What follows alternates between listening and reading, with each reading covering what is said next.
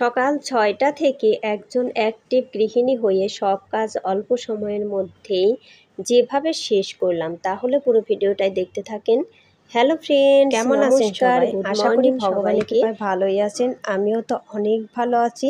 Hilaire ব্লগে আরেকটি নতুন ব্লগ ভিডিও নিয়ে চলে আসলাম আপনাদের জন্য। এই তো আজকে যে গোলা রুটি বানাবো, তার সাথে কিন্তু ওইদিকে সবজি রান্না করছি। এই সবজি দিয়ে কিন্তু সকালের ব্রেকফাস্টটা হয়ে যাবে, রুটি আর সবজি দিয়ে। এই তো প্রথমে একটু টিস্যুতে তেল ভরিয়ে একটু মুছে দিলাম।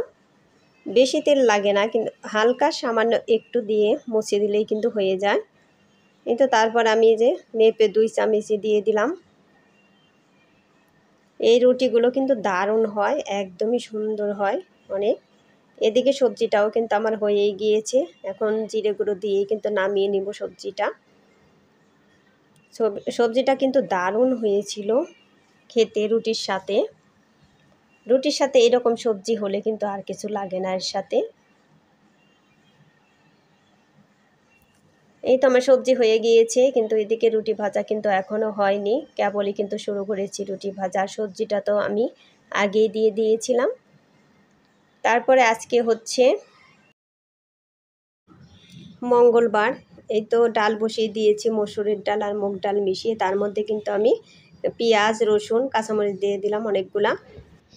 আমার এদিকে কিন্তু ডাল ফুটে উঠেছে। এখন ডালটা আগে আমি সোমবার দিয়ে নেব, পেঁয়াজ রসুন কুচি দিয়ে। আর ডাল বসালাম হলো, আমার মেয়ে খেতে বসলেই বলবে যে মা ডাল রান্না করছো কিনা। প্রতিদিনই এই কথাটা জিজ্ঞেস করবো যে ডাল রান্না করছো কিনা, তাহলে আমি কি দিয়ে খাবো। এই কথা বলে, যতই ভালো মাছ থাক ওর ডাল চাই। মানে ডাল হলে ওর খেতে খুব ভালো লাগে। ডাল, আচার এগুলো দিয়ে কিন্তু ও পেট ভরে ভাত খেয়ে নেয়। ওর মাছে কিন্তু একদমই ভালো লাগে না মাছ খেতে। এই তো তারপরে কিন্তু আমার ডাল ওদিকে হয়েই গিয়েছে। এখন ডালটা সোমবার দিয়ে নিচ্ছি। ডাল তো সকালেই বসিয়ে দিয়েছিলাম, অনেকটাই কিন্তু সময় লাগলো। এখন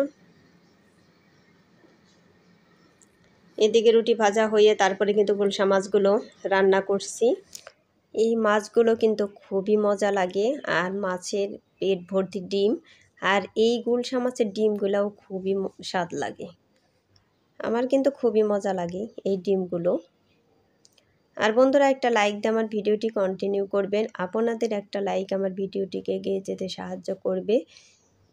আর ভিডিওটি স্কিপ না করে পুরোটাই দেখবেন। আশা করি ভগবানের কৃপায় অনেক ভালোই লাগবে। আর আমার চ্যানেলে নতুন হয়ে থাকলে একটা সাবস্ক্রাইব করে পাশে থাকা বেল আইকনে ক্লিক করে দেবেন, তাই নোটিফিকেশন চলে যাবে সবার আগে আপনার কাছে। এই তো মাছগুলো কিন্তু ভাজা প্রায় হয়েই গিয়েছে। এক এক করেই কিন্তু সবগুলা মাছই উল্টে দিলাম। আমার সকাল থেকে কিন্তু এইভাবেই রান্নাবান্না চলতে থাকে।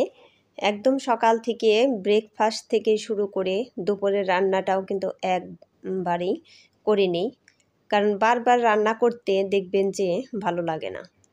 সেই জন্য কিন্তু রান্না কাজটা অনেকটাই কিন্তু বড় একটা কাজ। সেই জন্য আমি সকালে ব্রেকফাস্টের সাথেই কিন্তু দুপুরের রান্নাটাও করে নিই। এতে কিন্তু আমার শাশুড়ি মাও খুব হেল্প করে রান্নার কাজে। কারণ যত যা কিছু সবজি টবজি লাগে উনি কিন্তু বানিয়ে দেন আমাকে। না হয় আগের দিন রাতেই কিন্তু কেটে রাখি, আমাকে বলে যে কালকে সকালে কি রান্না করবা, দুপুরের জন্য কি রান্না করবা, কি মাছের সবজি কাটবো, এরকম কিন্তু বলে তারপরে কিন্তু সব কিছু কেটে রাখলে কিন্তু অনেকটাই সুবিধা হয়, তাড়াতাড়ি কিন্তু রান্না করা যায়। এই তো এগুলো রান্না করব হচ্ছে আলু, ধুন্দুল আর হলো ডাঁটা দিয়ে। এই সব সবজি দিয়েই গুলশা মাছটা খুবই মজা লাগে। এই তো এখন কিন্তু এই তরকারিটা আমি রান্না করছি। আর বিভিন্ন পদের রান্না করতে গেলে কিন্তু অনেক সময় লাগে। সেই জন্য কিন্তু আমি এখন তেমন বেশি কিছু রান্না করতে চাই না। কারণ শুধু তো একটা রান্না করলেই হয় না, আরও তো অন্য কাজও থাকে। সেই জন্য কিন্তু আমি শুধু রান্নাবান্না করতে চাই না, এখন বেশি ধরনের কিছু রান্নাবান্না করি না। এই তো তরকারিতে কিন্তু মাছগুলো দিয়ে দিলাম, এখন জাল হতে থাক। আর এদিকে রান্না করব হচ্ছে সজনে ডাঁটা। আর সজনে ডাঁটাগুলো না খুবই ভালো ছিল। অল্প কয়েকটা সজনে ডাঁটা বর্দা নিয়ে আসছেন 140 টাকা দিয়ে, একদমই অল্প। এগুলো রান্না করছি হলেও প্রথমে আমি পেঁয়াজ রসুন আর কাঁচামরিচ বাটা দিয়ে দিলাম তেলের মধ্যে, তারপরে যে সজনে ডাঁটাগুলো দিয়ে দিলাম, পরে কিন্তু আমি সরিষা বাটা দেব। সরিষা বাটা দিয়ে সজনে ডাঁটা খুবই স্বাদ লাগে। আর এগুলো কিন্তু অনেক বিভিন্নভাবেই খাওয়া যায়, মসুরের ডাল দিয়ে খাওয়া যায়, যে যেভাবে খেতে ভালোবাসেন সেভাবেই খাওয়া যায়। এই তো আমি কিন্তু সরিষা 2 ধরনের সরিষায় দিয়ে দিয়েছি, একটা হলো কালো সরিষা আর একটা হলো সাদা সরিষা। 2 সরিষা দেওয়াতে কিন্তু টেস্টটা অনেক হয়েছিল। এই তো আমার তরকারি হয়ে গিয়েছে, এখন আমি জিরে গুঁড়ো দিয়ে দিলাম, তারপরে কিন্তু তরকারিটা ঢেলে দিব।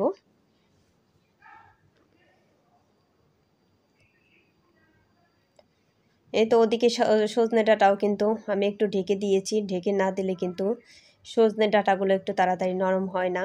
তারপরে এদিকে আমি ভাতও বসিয়ে দিয়েছি।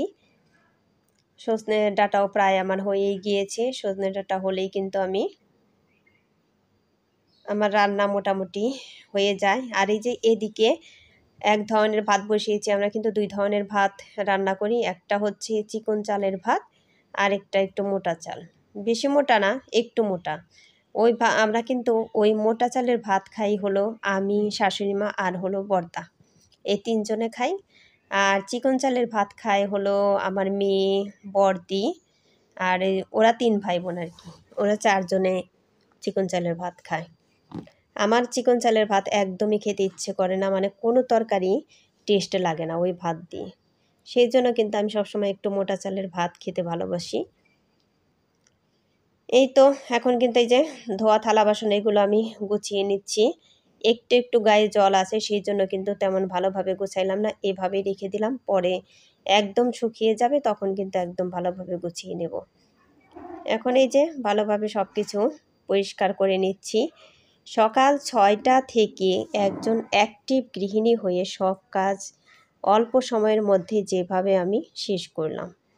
এই তো এগুলো যদি রান্নার পর সব দিন পরিষ্কার করে রাখা যায় তাহলে কিন্তু সব কিছুই একদম পরিষ্কার থাকবে, ময়লা থাকবে না। আর রান্না করে যেহেতু একদমই রান্না চুলার কাছে, সেই জন্য কিন্তু এগুলোর মধ্যে সব সময় তেল চিটচিটে ভাব থাকেই।